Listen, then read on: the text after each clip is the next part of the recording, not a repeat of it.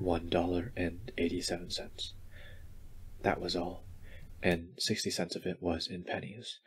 Pennies saved 1 and 2 at a time by bulldozing the grocer and the vegetable man and the butcher until one's cheeks burned with the silent imputation of parsimony that such close dealing implied. 3 times Della counted it, $1.87, and the next day would be Christmas. There was clearly nothing to do but flop down on the shabby little couch and howl. So Della did it, which instigates the moral reflection that life is made up of sobs, sniffles, and smiles, with sniffles predominating. While the mistress of the home is gradually subsiding from the first stage to the second, take a look at the home, a furnished flat at $8 per week. It did not exactly beggar description, but it certainly had that word on the lookout for the mendicancy squad. In the vestibule below was a letterbox, into which no letter would go, and an electric button frame which no mortal finger could coax a ring. Also appertaining thereunto was a card, bearing the name Mr. James Dillingham Young. The Dillingham had been flung to the breeze during a former period of prosperity, when its possessor was being paid $30 per week. Now, when the income was already shrunk to $20, though, they were thinking seriously of contracting to a modest and unassuming D. But whenever Mr. James Dillingham Young came home and reached his flat above, he was called Jim, and greatly hugged by Mrs. James Dillingham Young, already introduced to you as Della, which is all very good. Della finished her cry and attended to her cheeks with the powder rack. She stood by the window and looked out dully at a gray cat walking a gray fence in a gray backyard. Tomorrow would be Christmas Day, and she had only $1.87 with which to buy Jim a present. She had been saving every penny she could for months, with this result. $20 a week doesn't go far. Expenses had been greater than she had calculated. They always are. Only $1.87 to buy a present for Jim. Her Jim. Many a happy hour she had spent planning for something nice for him, something fine and rare and sterling, something just a little bit near to being worthy of the honor of being married to him. There was a pier glass between the windows of the room. Perhaps you have seen a pier glass in an $8 flat. A very thin and very agile person may, by observing his reflection in a rapid sequence of longitudinal strips, obtain a fairly accurate conception of his looks. Della, being slender, had mastered the art. Suddenly she whirled from the window and stood before the glass. Her eyes were shining brilliantly, but her face had lost its color within 20 seconds. Rapidly she pulled down her hair and let it fall to its full length. Now, there were 2 possessions of the James Dillingham Youngs in which they both took a mighty pride. One was Jim's gold watch that had been his father's and grandfather's. The other was Della's hair.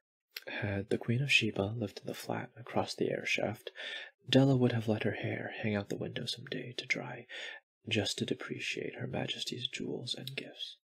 Had King Solomon been the janitor, with all his treasures piled up in the basement, Jim would have pulled out his watch every time he passed, just to see him pluck at his beard from envy.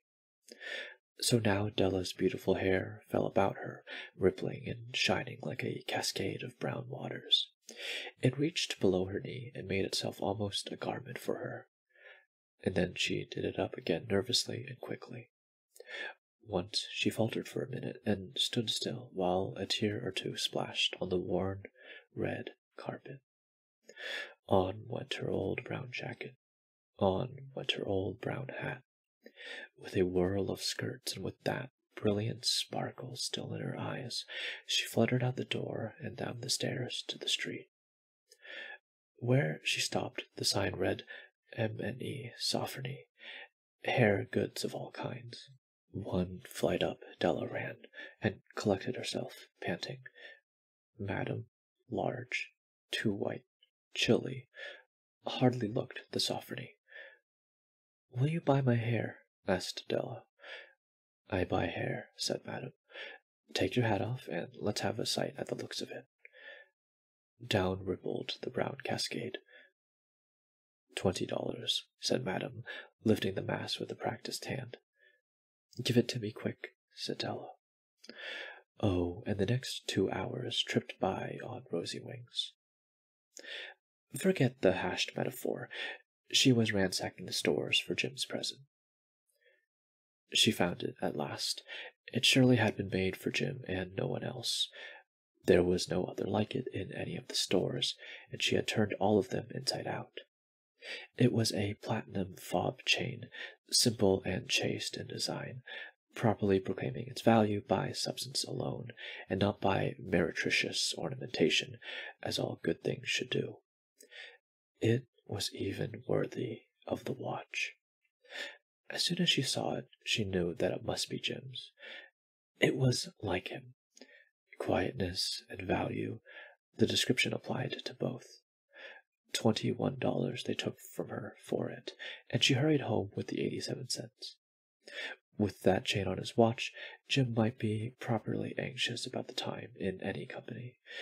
Grand as the watch was, he sometimes looked at it on the sly on account of the old leather strap that he used in place of a chain. When Della reached home, her intoxication gave way a little to prudence and reason. She got out her curling irons and lighted the gas and went to work repairing the ravages made by generosity added to love, which is always a tremendous task, dear friends, a mammoth task.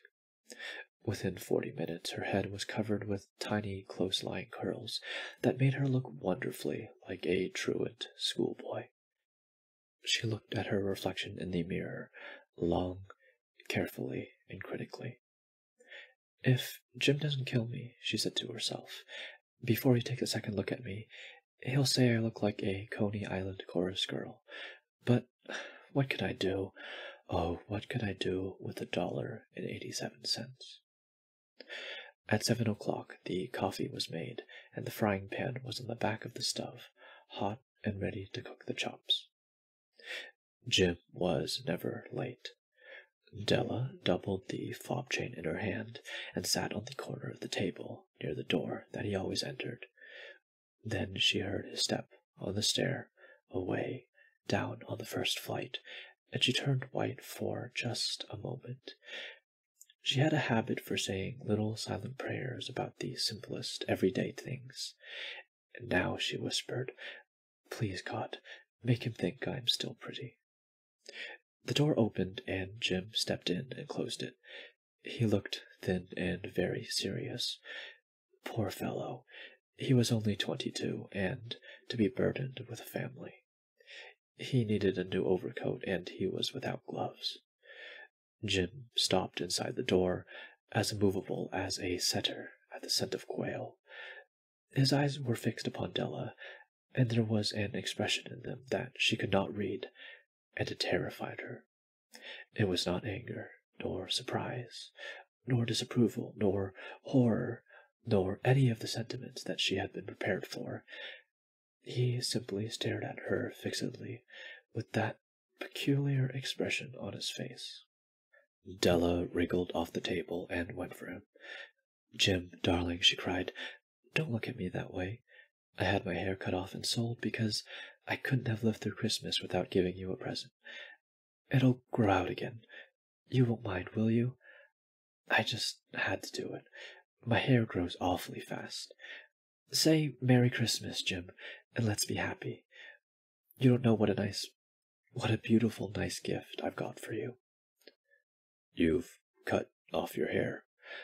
asked Jim, laboriously, as if he had not arrived at the patent fact yet, even after the hardest mental labor.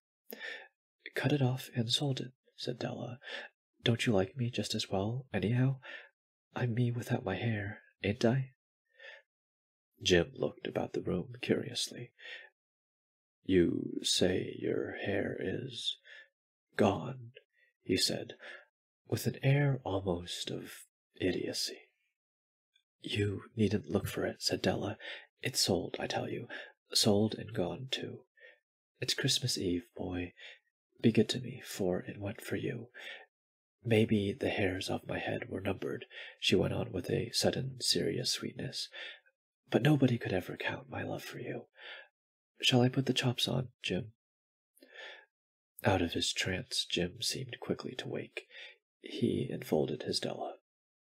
For 10 seconds let us regard with discreet scrutiny some inconsequential object in the other direction. $8 a week or $1 million a year? What is the difference? A mathematician or a wit would give you the wrong answer. The Magi brought valuable gifts, but that was not among them. This dark assertion will be illuminated later on. Jim drew a package from his overcoat pocket and threw it upon the table. Don't make any mistake, Dell, he said, about me. I don't think there's anything in the way of a haircut or a shave or a shampoo that could make me love my girl any less. But if you'll unwrap that package, you may see why you had me going for a while at first. White fingers and nimble tore at the string and paper, and then a scream of joy, and then, alas, a quick feminine change to hysterical tears and wails, necessitating the immediate employment of all the comforting powers of the lord of the flat. For there lay the combs, the set of combs, side and back, that Della had worshipped long in a Broadway window. Beautiful combs, pure tortoise-shell, with jeweled rims, just the shade to wear in the beautiful, vanished hair. They were expensive combs, she knew, and her heart had simply craved and yearned over them, without the least hope of possession. And now they were hers, but the tresses that should have adorned the coveted adornments were gone. But she hugged them to her bosom, and at length she was able to look up with dim eyes and a smile, and say, "My hair grows so fast, Jim." And then Della leapt up like a little singed cat, and cried, "Oh, oh!" Jim had not yet seen his beautiful present. She held it out to him eagerly upon her open palm. The dull, precious metal seemed to flash with the reflection of her bright and ardent spirit. "Isn't it dandy, Jim? I hunted all over town to find it. You'll have to look at the time 100 times a day now. Give me your watch.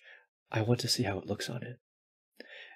Instead of obeying, Jim tumbled down on the couch and put his hands under the back of his head and smiled.